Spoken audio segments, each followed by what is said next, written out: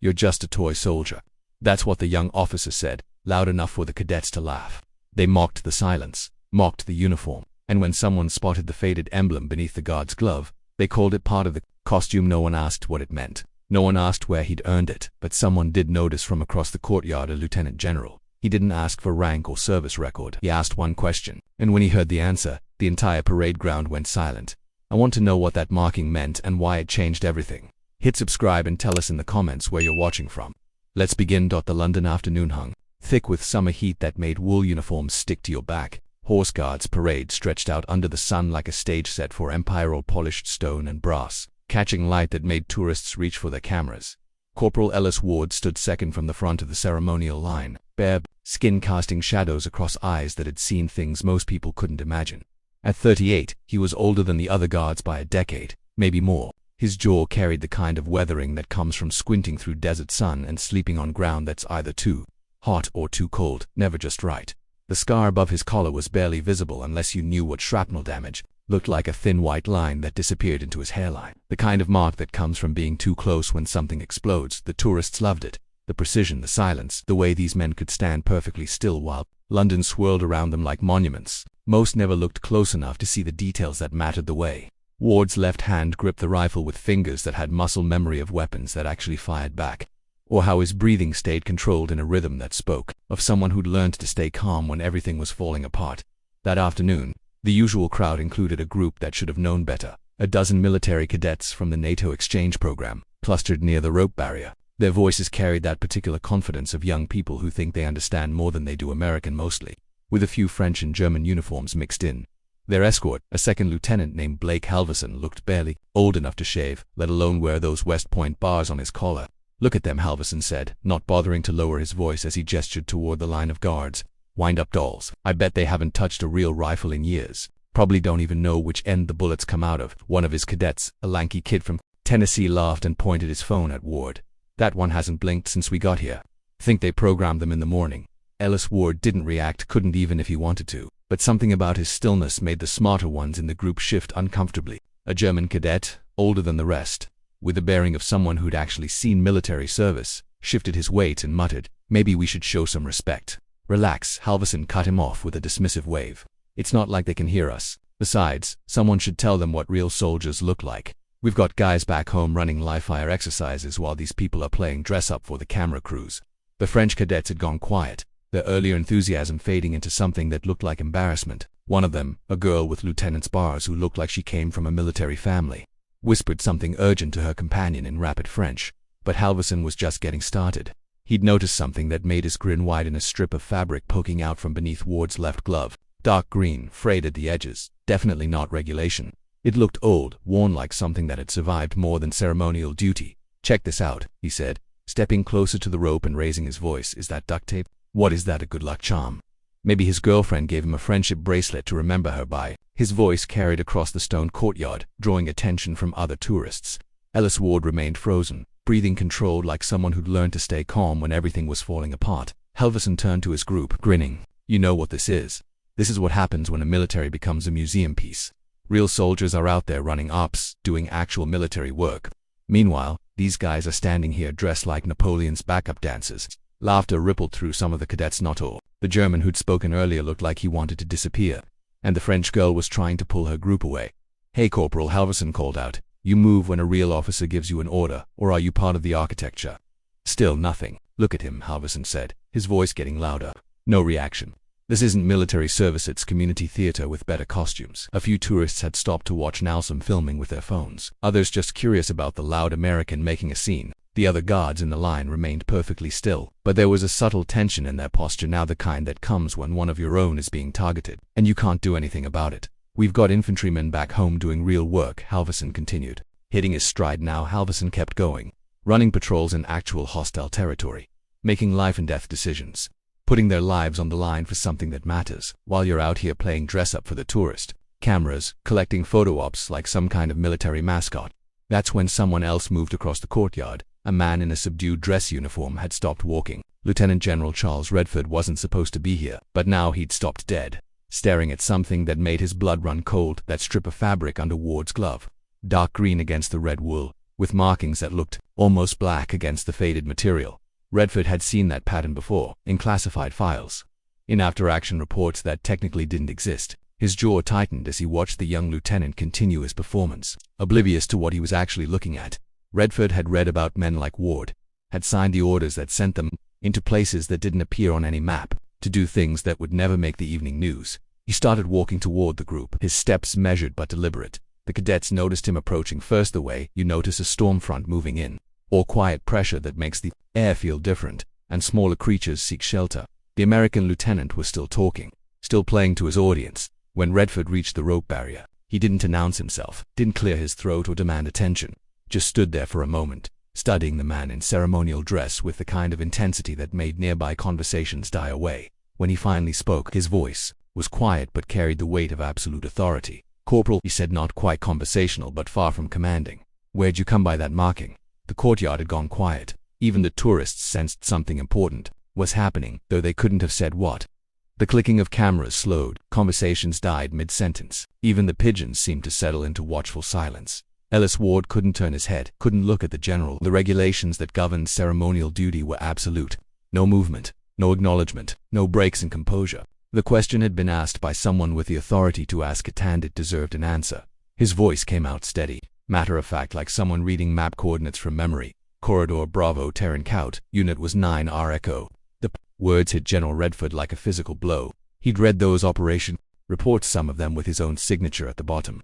Hell, he'd helped write the cover stories that explained why certain assets had gone missing, why certain compounds had been destroyed, why certain personnel had simply vanished from official records. But he'd never expected to meet someone who'd lived through what happened in that corridor. "Jesus Christ," he said, almost to himself, the words carried across a sudden silence. That wasn't meant to be survived. Behind him, Halverson's smirk had died completely. He looked around for someone to explain what was happening, but nobody was paying attention to him anymore. The casual confidence had drained from his face, replaced by the slow, sick realization that he'd walked into something much bigger than he understood. The German cadet who had tried to stop him earlier was now standing at rigid attention, his face pale. The French cadets had gone completely silent, their earlier discomfort transformed into something approaching horror. Redford stepped closer to the rope, his voice dropping to something more private, but still audible to the growing crowd. "I read the debrief on Corridor Bravo," he said, his words heavy with the weight of classified knowledge. "You were pinned under collapsed masonry for 12 hours before QRF could reach your position. Lost comes 6 hours into the firefight. No air support, no medevac, no backup coming." Ward didn't respond, couldn't break his stance. But something in his posture, the almost imperceptible tightening around his eyes, the way his breathing hitched just slightly, suggested the memories were still sharp, still close to the surface. "Only 2 names came out of that compound," Redford continued, his voice carrying just far enough for the assembled crowd to hear. 2 out of 7, the other survivor never walked again, medically discharged 2 months later, died of complications in 2013. He paused, studying the man standing before him in ceremonial dress, seeing past the red tunic and polished brass, to the soldier underneath. "Which means you're the last member of 9R Echo still breathing." The silence that followed felt like the whole world holding its breath. Even the distant sounds of London traffic seemed muted, as if the city itself was listening to something it didn't quite understand, but knew was important. Redford turned toward the group of cadets now, his voice taking on the weight of someone who'd spent too many years explaining why good people die for causes that never make the headlines. "To those of you visiting from overseas," he said, his words precise and measured, "this man's uniform may look like theater to you. You may think it's ceremonial, decorative, a relic from when wars were fought with swords instead of satellites, and honor instead of fascist." He gestured toward Ward's hidden emblem, the faded green fabric barely visible beneath his glove. "But some uniforms carry stories that never get told. Some carry ghosts that never get buried. And that marking you've been joking about, it isn't decoration. It was issued in the back of a supply truck 6 hours before a mission that never made the news, never got a Wikipedia page, never became a movie or a book or a grateful nation's grateful acknowledgement." His eyes found Halverson, now and angry exactly, just disappointed in the way that cuts deeper than shouting ever could. "Lieutenant, when you questioned this man's worth, you mocked a patch earned under blackout conditions in a compound that officially never existed. You mocked the last survivor of a unit that most of your country's generals never knew existed, doing work that most of your country's citizens pray they never have to know about." Halverson's mouth moved, but no sound came out. The confident swagger had evaporated completely, leaving behind a young officer who suddenly understood he'd stumbled into waters much deeper than he'd ever imagined. One of the younger cadets, an Air Force ROTC kid who couldn't have been more than 19, whispered, "9R Echo. I thought that was just rumors. Stories people told." Another muttered, They were disbanded after the blast at wait. Was that real? Redford's voice cut through the whispers like a blade through silence. Let me tell you what that patch means, he said, his words carrying the authority of someone who'd signed too many death certificates and written too many letters to parents who'd never see their children again. Since apparently no one bothered to teach you that some things are more important than the stories you tell about them. The courtyard felt smaller suddenly, like the buildings themselves, who were leaning in to listen, like history was pressing close to make sure every word was heard and remembered. 9R Echo wasn't official, Redford began. They weren't supposed to exist. No social media posts. No homecoming parades. No medal ceremonies. Just a designation, on classified orders and flight manifests with redacted destinations. He paused, letting that sink in. They were dropped into Helmand Province in 2008 under Operation Muffled, buried so deep inside Joint Task Force operations that most commanding officers didn't know they existed. The silence was absolute. Now even the pigeons had stopped moving. Their job was route clearance, Redford continued, each word measured and deliberate. Quiet entries into hostile territory, permanent solutions to problems that couldn't be solved with traditional forces, conventional tactics, or public accountability. They went in first. They cleaned up what needed cleaning, and they disappeared before anyone could ask uncomfortable questions about methods or collateral damage. He looked at Ward again, standing rigid in his ceremonial pose, and something like reverence crept into his tone. Corridor Bravo was a supply route through Terran Count 4 kilometers of road that NATO convoys used to move supplies between forward operating bases.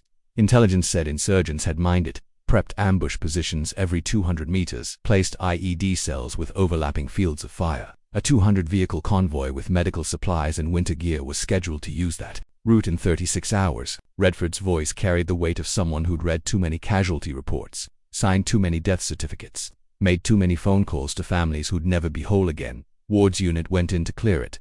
7 men against an estimated 40 insurgents in prepared positions. No air support available. Everything was committed to a major operation to provinces over. No backup, no extraction plan, no margin for error. A pause that felt like prayer. They never made it out. He gestured toward the man in the red tunic, still standing at perfect attention despite the weight of memory, heat, and the eyes of strangers. His team was compromised halfway through the sweep, when their local guide turned out to be working for the other side, lost the element of surprise, lost their advantage, lost any hope of completing the mission quietly. Air support was still tied down elsewhere. Communications were being jammed, and extraction was impossible. The German cadet who had tried to stop Halverson earlier now stood at rigid attention, his face pale with understanding. One of the French cadets had tears in her eyes. They fell back to a ruined compound that might have been a school once, or a clinic, or someone's home before the war made such distinctions meaningless. 5 men they'd already lost to, in the initial contact, against waves of insurgents who knew the terrain and had nothing to lose. Redford's voice grew quieter, more personal, as if he was sharing something that hurt to remember. They held that compound for 30 hours, 5 men, with limited ammunition, no food, no water, and no hope of rescue. When Kiwara finally broke through the enemy lines, only 2 bodies were still moving. One was unconscious, bleeding out from shrapnel wounds that should have killed him hours earlier.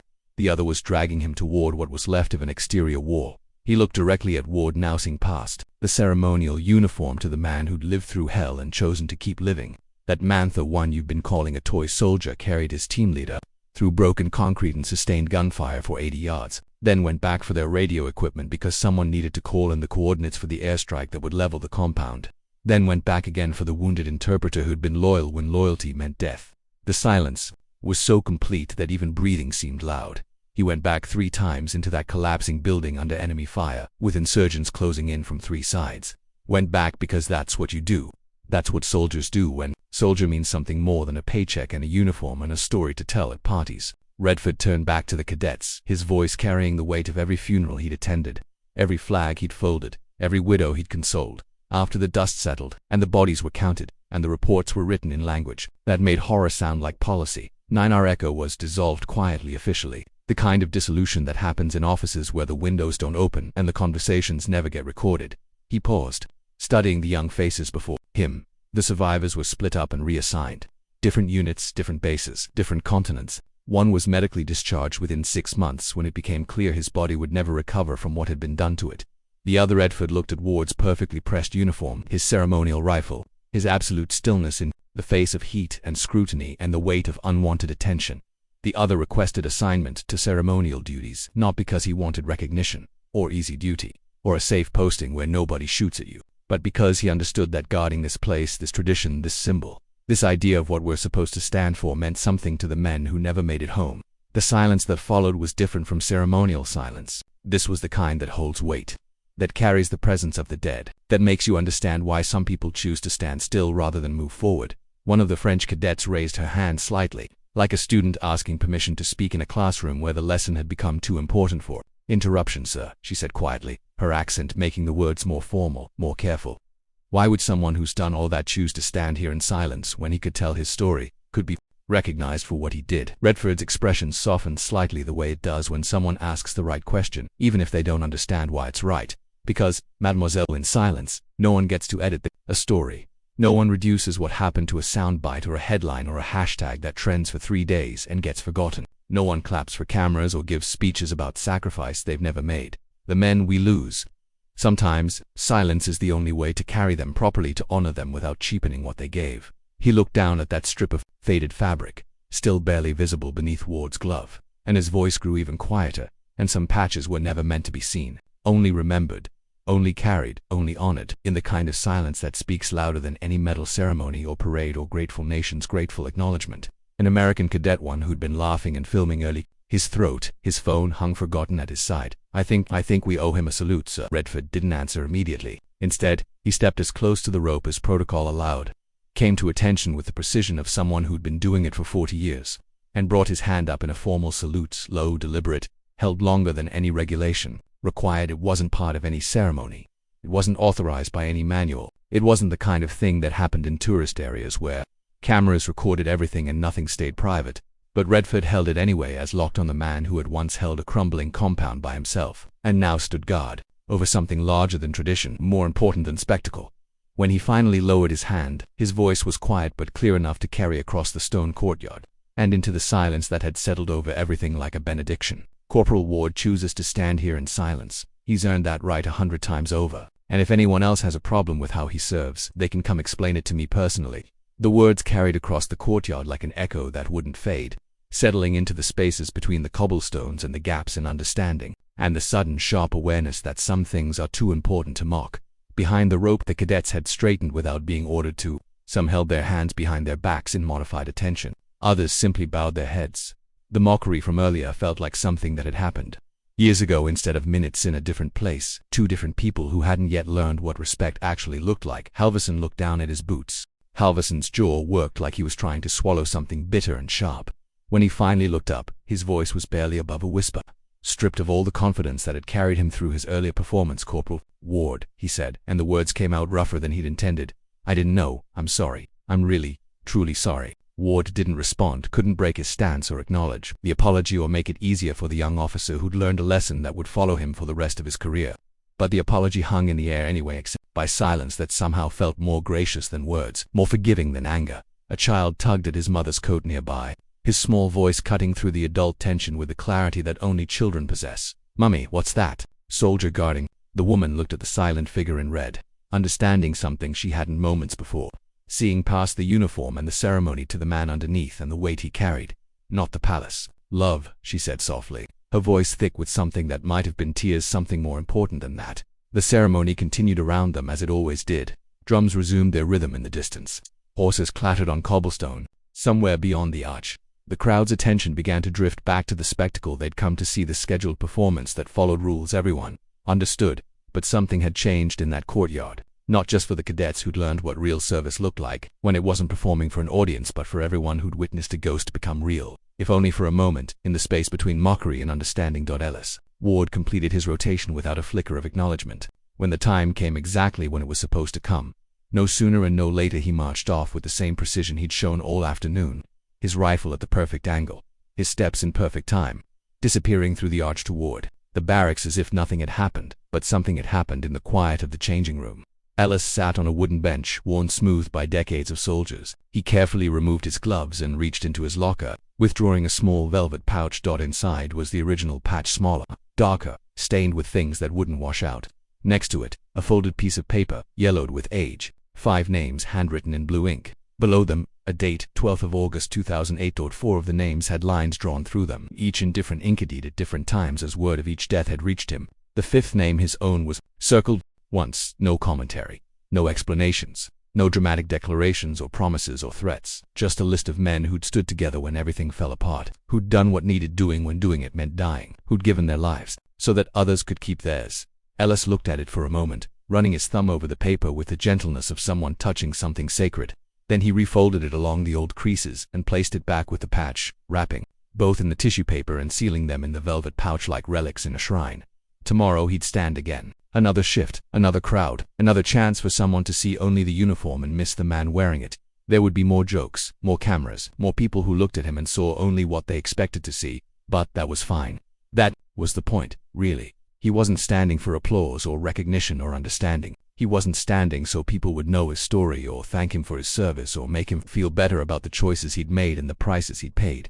He was standing for the names on that paper, for the men who'd given him the chance to stand at all. For the interpreter who died loyal, and the team leader who died brave, and the communication specialist who died young, and the medic who died trying to save someone else in the silence of the empty barracks. Listening to the sounds of London life continuing outside the windows, that felt like enough, more than enough. It felt like exactly what he was supposed to be doing. Have you ever seen someone dismissed as ceremonial before learning what they'd really done to earn their place? Do you think service in the shadows deserves the same recognition as medals worn in daylight? And if you'd noticed that faded patch beneath his glove, would you have asked what it meant? Or would you have walked past like everyone else? If the story made you stop and think, even for a moment, hit that subscribe button and ring the bell. We share stories like this, everyday reminders that not every uniform tells its story out loud, not every hero needs a cape, and not every sacrifice gets a parade. Share this with someone who thinks they know what real service looks like. It might change how they see the world, how they see the quiet people around them, how they understand that sometimes the strongest people are the ones who never need to tell you how strong they are. There are more stories waiting for you right now. Just pick the one that speaks to you, the one that reminds you that the world is full of people carrying weights you can't see, standing guard over things that matter more than applause. We'll see you tomorrow with another reminder. Some uniforms carry ghosts, some silence speaks louder than words, and some of the most important stories are the ones that never get told.